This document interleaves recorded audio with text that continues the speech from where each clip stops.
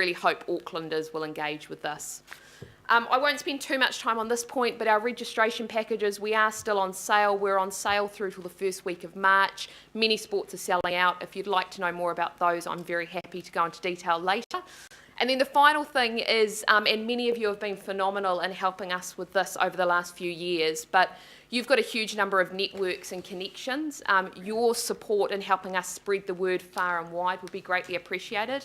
If you're not already following us on Facebook, Twitter and Instagram, please do so. And if you've got any further queries or if I can provide you with any additional detail, don't hesitate to get in touch. Thank you. Fantastic. Thank you, Jenna. Probably got time for a couple of questions. Councillor Lee and Councillor Casey. Thanks so much, Jenna. If a 101-year-old can get in the comp, then I think we should councillor sign-ups as you leave out the door, Jenna. With any good event, there's all the logistics behind. Just give us a couple of sentences on Auckland transport coordination challenges, to a certain extent the visitor attraction coordination with ATEED. How's it going on the council family front? Yeah, look, we feel incredibly fortunate to be a member of the council family. We've had incredible support from David Warburton and Brett O'Reilly from day one.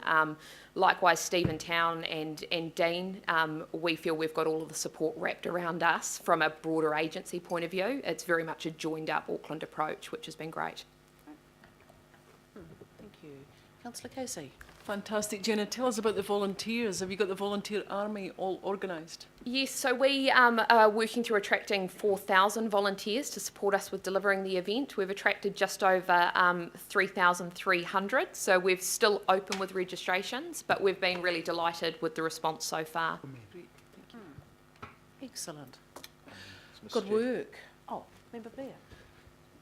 Kia ora, Jenna.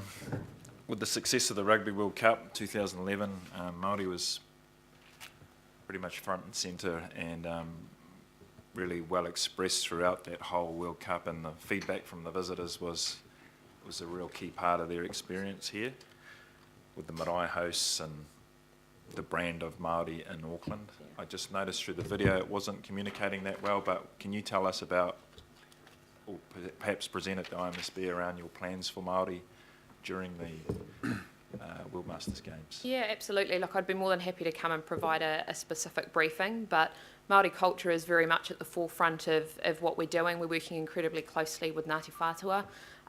We, in terms of the opening ceremony, Riwi Spraggan is a key advisor to the team and working very closely with Mike. And around the entertainment hub, which is another key feature for us, we're working very closely with Tama Waipara, who is our lead programmer down there. So, yeah, but I'd be very happy, Ren, to come and provide a more detailed briefing for you. Awesome. Goodbye. That's great. Okay. Kia ora, Member Wilcox. Lovely to see you here. And Jenna, as always, thank you so much. We have huge faith in your capabilities. You've always delivered well, far and beyond whatever you've presented to us here. And obviously we're keen to see how this goes. Very excited to see eating and scuba diving featured in that. I will be training for both of those and registering soon. So thank you very much. Thank you, everyone. No darts. I'll move the recommendation. Do I have a seconder for that? Thank you, Member Collins. Put that. All those in favour, please say aye. Aye. Against? Carried. Thank you. Now, just the next item is local board input, and the only Point of order, Madam Chairman. Have we left public forum? That's it. Oh, it was just to request again that Will Mackenzie be invited to speak since he's here for 5 minutes about the Falls Park issue. No, we've gone through that, and our deputy chair, whilst I was away, was in charge of working this through, and the advice and the decision that was made is that Will be declined speaking at public forum, and I support that. Councillor Philippaina, would you like to comment? Through you, Chair, and thank you, and I'm glad that somebody's asked around this, because it has been declined, and the reasons are, one is that the local board have already decided and approved the pitch being installed at Fells Park. The second thing as well is that through the Parks, Rec and Sports Committee, that's also the funding for that has been approved. There was a process that they were going through, the Environment Court. I have spoken to the staff around the environment process, and all parties during that process were advised that if the Auckland Unitary Plan and parts of the plan became operative, that the staff will be, through an operational perspective anyway, will be taking the application through the Auckland Unitary Plan process, which has been done. Through December, that process will happen at the end of December. The application will go through, and all parties that were involved in the environmental court were advised that that is the option that will be taken up if the operative parts on the unitary plan. So as a result, and the final decision is still going to be relayed to the local board. I also spoke to the local board chair, and he advised me yesterday that Mr. McKenzie will be attending the local board meeting tomorrow. So as a result, I then re-looked at it and spoke to our chair, and will stay with the decision to decline the request. Thank you. And it is our decision, and it has been declined. Just moving forward, however, if the local board do wish to take this up as an issue, obviously we can keep talking, but there's no, I don't wish to continue this discussion on this issue. It's been declined, and if need be, we can move forward from there. So we'll move on to, no, we've made the decision. So we'll move on to our next item. So just to cover off, so local board input, just to explain, Beth Holbrook will be talking to the Wellsford acquisition issue during the agenda item itself, and that way it just keeps it really relevant so that we can be discussing the issue and have the direct input from the local board. And as far as I understand it, the Rodney board have been advised of that. Just on that point, we are quite time constrained today. We, which I hope is a one-off, we've ended up having a workshop scheduled for 1 o'clock today, so we are going to try and get through as much of the agenda as we can, and then there's time on Thursday to complete the agenda items that will remain, and despite best endeavours, I'm sure they will remain. Councillor. Order. While I respect your decision, there is information that I have that shows that incorrect information has been given to the councillors and the member of the IMSB on this matter. I'd like to table those with you, and we can discuss those, and possibly on that basis here will on another occasion. Absolutely, thank you, Councillor Fletcher. That would be really helpful, and I think we need to make sure that the message from this is always happy to discuss. However, the decision was made in relation to this meeting. If there's new and fresh information from you, for instance, happy to.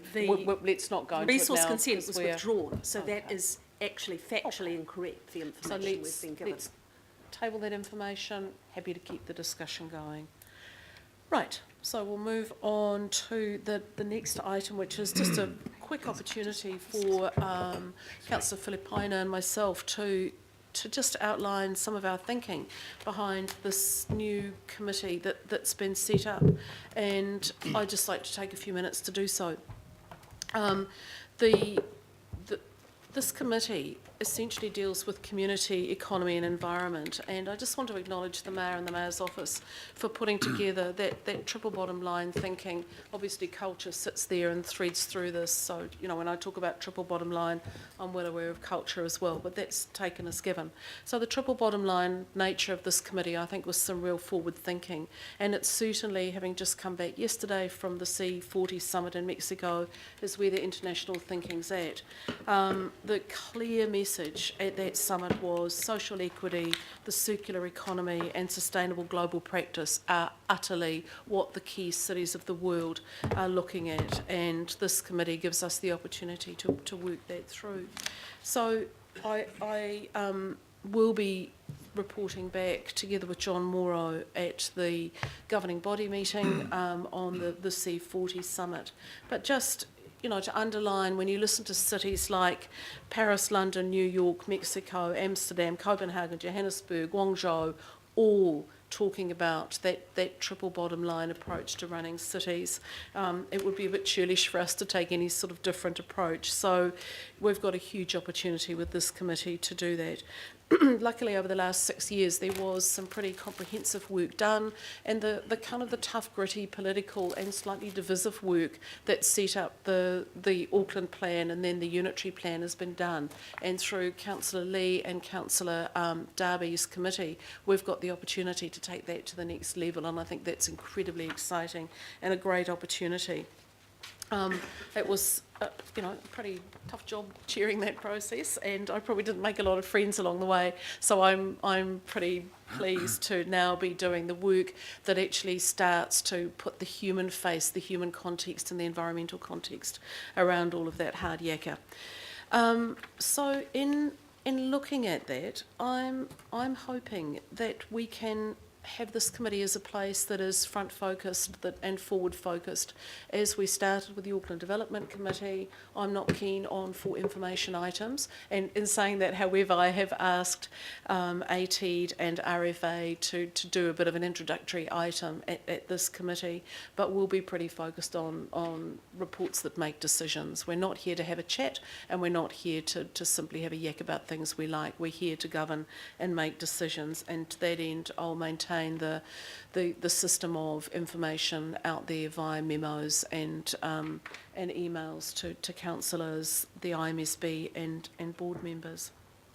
But it's really clear that we do have some extraordinary opportunities through this committee, and in partnership with the Planning Committee and the Finance Committee, we can work on that very big picture together. There are crossovers between what the Planning Committee does, and I know that working closely with Councillor Darby and Councillor Lee, Councillor Filipaina and myself will work to make that an iterative process. We've got our big picture spatial plan, and then we've got, as I said, the kind of the community reality that is the work of this committee. And I know the relationship between the two committees will be warm and collaborative.